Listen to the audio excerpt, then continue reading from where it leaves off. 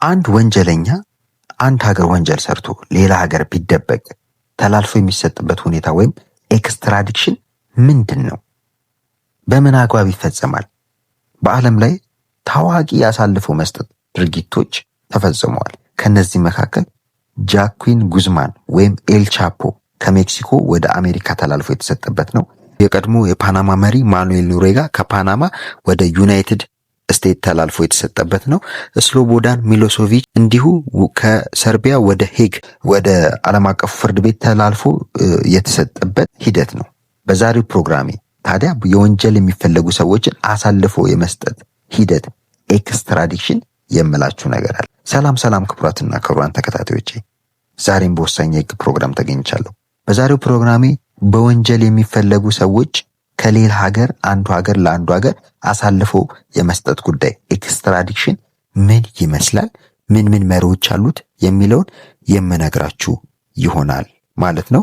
ለዚህ ቻናል አዲስ የሆናችሁ ቻናሉን ላይክ፣ ሼር፣ ሰብስክራይብ በማድረግ ቤተሰብ እንድትሆኑ በታላቅ አክብሮት እጠይቃለሁ። ቀጥታ ወደ ዛሬው ፕሮግራም ይገባል።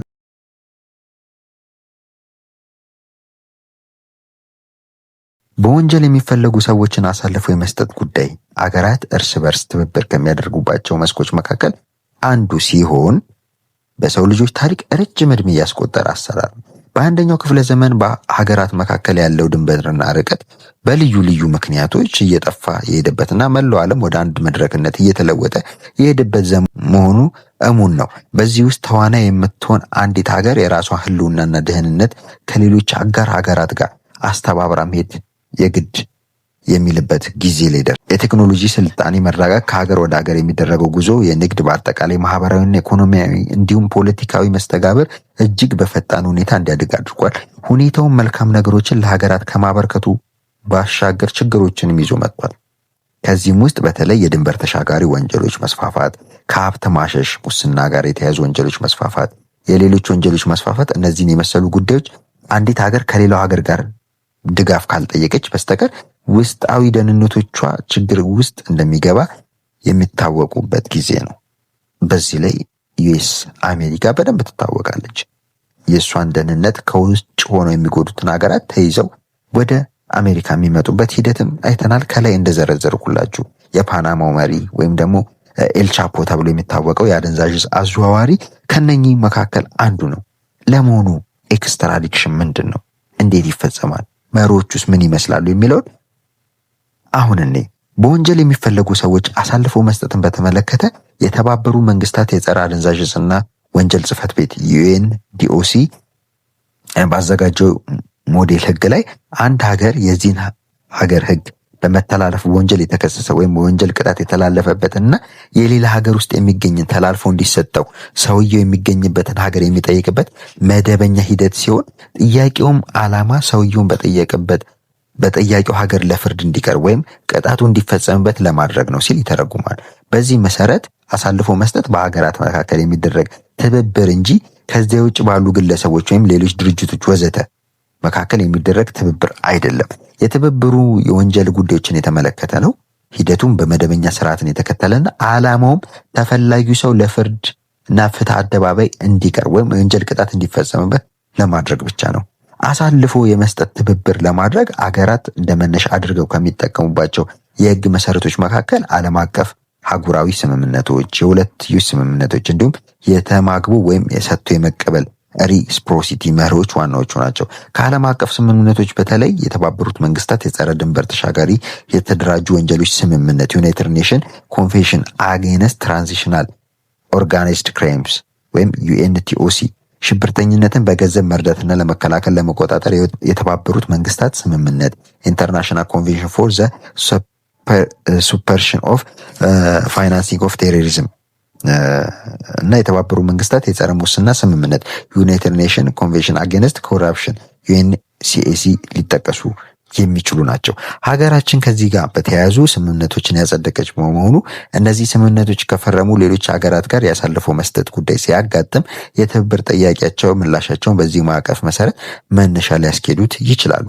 ከሀገራዊ ስምምነቶች መካከል የአፍሪካ ህብረት የጸረ ሙስና መከላከያና መቆጣጠሪያ ስምምነት ኤዩ ኮንቬንሽን ኦፍ ፕሪቬንቲንግ ኤንድ ኮምባቲንግ ኮራፕሽን ሀገራችን የፈረመች ሲሆን ከቀጠናዊ ስምምነቶች መካከል የምስራቅ አፍሪካ የልማት በይነ መንግስታት አሳልፎ መስጠት ስምምነት ወይም ኢጋድ ኮንቬንሽን ኦፍ ኤክስትራዲክሽን ሊጠቀስ የሚችል ሲሆን ሀገራችን ስምምነቱን የካቲት 2 ቀን 2004 በአዋጅ ቁጥር 733/2004 አማካኝነት አጽድቀዋለች።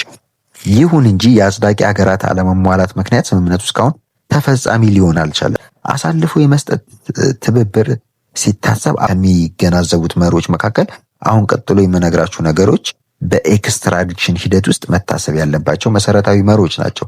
የእነዚህ መሪዎች መከበር መሟላት የተጠየቀውን ትብብር ለመፍቀድ ወይም ለመከልከል መነሻ ሊሆን ይችላል ማለት ነው። ለመሆኑ መሪዎቹ ምንድን ናቸው? አንድን ሰው ተላልፎ ይሰጠኝ ተብሎ ሲጠየቅ ምን ምን መሪዎች ከግንዛቤ ውስጥ ይገባሉ የሚለው ልንይ።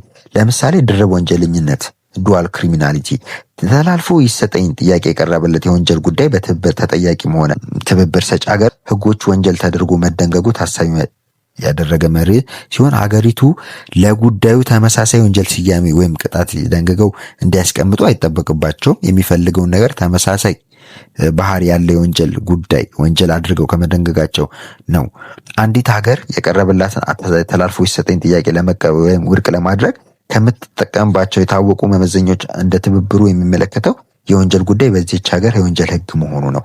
በአንድ ሀገር የወንጀል ህግ ለምሳሌ የምዕራብ አውሮፓ ሀገር ላይ ይመስለኛል መሪውን መሳደብ ወንጀል ነው ማለት መሪውን መተቸት ወንጀል ነው። ነገር ግን ሰውየው ያንን ወንጀል ሰርታል ተብሎ እንዳይታሰር ሸሽቶ ወደ አሜሪካ ወይም በጣም ዲሞክራት ወደ ሆኑ ሀገሮች ቢሄድ ተላልፋ ይሰጠኝ ብላ ብትጠይቅ አይሰጣትም። ምክንያቱም ይሄ ዲሞክራሲ ነው፣ መሪን ክሪቲሳይዝ ማድረጉ ዲሞክራሲ ነው ተብሎ መታሰቡ። ስለዚህ አንድ ሰው ተላልፎ ይሰጠኝ ለመባል በሁለት ሀገር ወንጀል ተብሎ የተደነገጉ ነገሮችን መሟላት ይኖርበታል ማለት ነው።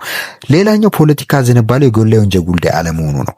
ፖለቲካዊ ጉዳይ የወንጀል ጉዳይ አለመሆኑ በፖለቲካ ተናገረኝ ወይም በፖለቲካ ስላልተመቻቸን ብሎ አንዱ ሌላ ሀገር ሸሽቶ ቤት በፖለቲካ ስላልተመቸኝ ስለተቸኝ ወይም ደግሞ ለመሪነት ስለሚያሰገኝ ይሰጠኝ ተብሎ ሊጠየቅ አይችልም። አሳልፎ ይሰጠኝ ጥያቄ የቀረበበት ጉዳይ ከተፈላጊው ሰው የፖለቲካ አቋም ጋር በተለይ ወይም በዋናነት የተያያዘ ሲሆን ያሳልፈው መስጠት ጥያቄ የቀረበላት ሀገር ጥያቄውን ውድቅ ልታደርግ ትችላለች። ስለሆነም የሚቀርበው የትብብር ጥያቄ እንዲህ ያለ ይዘት ያለው አለመሆኑ ይጠበቃል። ሆኖም ዘር ማጥፋት፣ ሽብርና ሌላ የታወቀ መሰል ዓለም አቀፍ ወንጀል እንደ ፖለቲካዊ ወንጀል ሆኖ አይቆጠርም። ይሄ ክራይሚናል አጌንስት ሁማኒቲ ነው። ስለዚህ ፖለቲካዊ ዝንባሌ ኖሮት አንድ ሰው ሸሽቶ ቢሄድ ያ ሰውዬ ተላልፎ ይሰጠኝ ማለት አይቻልም ማለት ነው። ሌላኛው ድጋሚ ያለመቀጣት የሚለው ፕሪንሲፕል ነው። ያለመቀጣት መብት ያከበረ መሆን መቻል ይኖርበታል።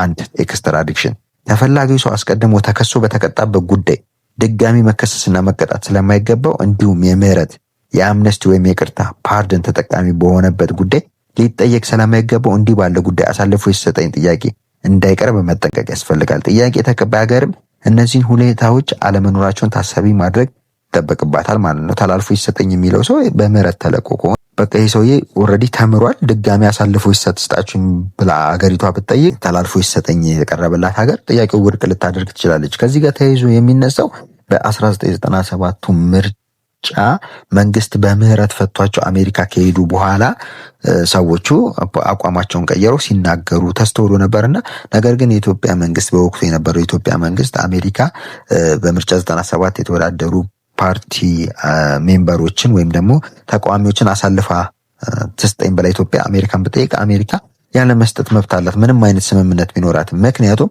እኚህ ሰዎች በፓርደን ወይም በአምነስቲ ተለቀዋል ማለት ነው። ከተለቀቁ በኋላ እንደገና ሀሳባቸውን ቢቀይሩ ተላልፎ ይሰጠኝ ማለት አይቻልም ማለት ነው። ሌላኛው ሰብአዊ መብትን የሚያከብር መሆን መቻል ይኖርበታል። ኤክስትራዲክሽን አሳልፎ መስጠት ማለት ነው። አሳልፎ የመስጠት ጥያቄ የቀረበለት ሀገር የቀረበለትን ጥያቄ በመቀበል በመከልከል ለሚሰጠው ውሳኔ የሚያገናዘባቸው ልዩ ልዩ መነሻዎች እንደሚኖሩ የሚጠበቅ ሲሆን በተለይ ተላልፎ የሚሰጠው ሰው ሰብአዊ መብት ጥሰት በተለይም ተላልፎ ከተሰጠ በኋላ ለአካላዊና ሞራላዊ ጭቆና ወይም ድብደባና ወዘተረፈ ቅጣቶች የማይጋለጥ መሆኑን በፍርድ ሂደትም ቢሆን ሊጠበቁለት የሚገቡ መሰረታዊ የመብት ሂደት መብቶች የሚጠበቁለት መሆኑን ማረጋገጥ የሚጠበቅበት ይሆናል ማለት ነው። ከዚህ ጋር ተይዞ የተፈላጊ ሰው የተፈለገበትን መነሻ ዝርዝር ሃይማኖቱን፣ ዜግነቱን፣ ብሔር መሰረት ያደረገ ከሆነ ጥያቄው ውድቅ እንደሚደረግ ይጠበቃል። ስለሆነም የትብብር ጥያቄ እዚህ ላይ ተመስርቶ ያልቀረበ መሆኑን ማረጋገጥ አስፈላጊ ነው ማለት ነው። ለምሳሌ ይሄኛውን ባጭሩ ሳብራራላችሁ ተላልፎ ይሰጠኝ የተባለው ሰው ከተላለፈለት በኋላ አካላዊ ክብሩን ሞራላዊ ነገሩን በመሰባበር ችሎት የሚዳኝ ከሆነ አንድ ሀገር አሳልፋ ከሰጠችው በኋላ የሚደበደብ ከሆነ ይህ ሰውዬ በሰብአዊ ክብሩ ላይ ጥቃት የሚሰነዘርበት ከሆነ ይህንን አሳልፎ መስጠት ድርጊት ሊያስወቅስ የሚችልና ህጋዊ ያልሆነ ጉዳይ ነው ማለት። በመሆኑም አንድ አሳልፋ ትስጠኝ የምትል ሀገር እነኚህን መርሆች ማክበር፣ ሰብአዊ መብቱን ማክበር ይኖርበታል። ድጋሚ ያለመከሰስ መብቱን ወይም በምህረት ያልተለቀቀ መሆኑን ክሮስ ቼክ ማድረግ ያስፈልጋል ማለት ነው። የተጠያቂው ሀገር ህግ እንዲሁ ያገናዘበ መሆን ይኖርበታል ማለት ነው። አንድ አሳልፎ መስጠት ሂደት አሳልፎ መስጠት ጉዳይ በዋናነት የሚወሰነው ትብብር የተጠየቀው ሀገር ህግና ለጉዳዩ ተፈጻሚነት ባላቸው ስምምነቶች መሰረት ነው። በተለይ አንዳንዶች ጉዳዮች በብዙውን ጊዜ የሚወሰኑት ትብብር በተጠየቀው ሀገር ህግ መሰረት በመሆኑ የተጠያቂው ሀገር ህግ በእነዚህ ጉዳዮች ላይ የሚደነግገው ማወቅ ለውጤታማነት ተላልፎ መሰጠት ሂደት በጣም አስፈላጊና መሰረታዊ ነው። አሳልፎ የመስጠት ጥያቄ ሊከለከል የሚችልባቸው መነሻዎች ይኖራሉ። አንድ ሰው አሳልፎ ይስጭኝ አትስጭኝ፣ ለምሳሌ በጣም ከሚጠቀሱ አሳልፎ መስጠትን የማትቀበል ሀገር ኢትዮጵያና ዚምባብዌ በቀድሞ የኢትዮጵያ መሪ ኮሎኔል መንግስቱ እና በቀድሞ የሀገራችን መንግስት መካከል አሳልፈሽ ስጭን ተብሎ የተጠየቀው ለዚምባብዌ መንግስት የተጠየቀውና የዚምባብዌ መንግስት ውድቅ ያደረገው ያሳልፎ መስጠት ሂደቶች እንዳሉ ማስታወስ ተገቢ ነው። በአጠቃላይ አሳልፎ መስጠትን በተመለከተ ከላይ የተነሱት ጉዳዮች እንደተጠበቁ ነው። በዚህ ሂደት ውስጥ በተለይ ከፍተኛ ሚና ያላቸው አካላት እንደ ሀገር ሁኔታ ልዩነት ቢኖርም ማዕከላዊ ባለስልጣን ሆኖ የሚሰራ የጠቅላይ አቃቢ ሕግ ወይም ፍትህ ሚኒስቴር፣ ፍርድ ቤቶች፣ ፖሊስና ማረሚያ ቤቶች ሚናቸው እጅግ የላቀና ተጠቃሽ ነው። አሳልፎ የመስጠት ጉዳይ በተመለከተ የመወሰን ስልጣን እንደ ሀገር ሁኔታ በአስፈጻሚው አካል ወይም በፍርድ ቤት ሊወሰን የሚችል ሲሆን ሀገራችንን በተመለከተ አሳልፎ መስጠት ጉዳዮችን ጨምሮ በወንጀል ጉዳዮች ዓለም አቀፍ ትብብር የማድረግ ስልጣን ለፍትህ ሚኒስቴር የተሰጠ ነው። በመሆኑም ይህንን ይመስላል አሳልፎ መስጠት ወይም ኤክስትራዲክሽን ተብሎ የሚጠራው ጉዳይ ይህንን ይመስላል። በወፍ በረር ትንሽ ያጠራውላችሁ ይመስለኛል ማለት ነው። ለዚህ ቻናል አዲስ የሆናችሁ ቻናሉን ላይክ፣ ሼር፣ ሰብስክራይብ ማድረግ አይረሳ። በቀጣይ ሌላ መሰረታዊ የህግ ቪዲዮ እስከምንገናኝ መልካም ጊዜ፣ ቸርን ሰንብት።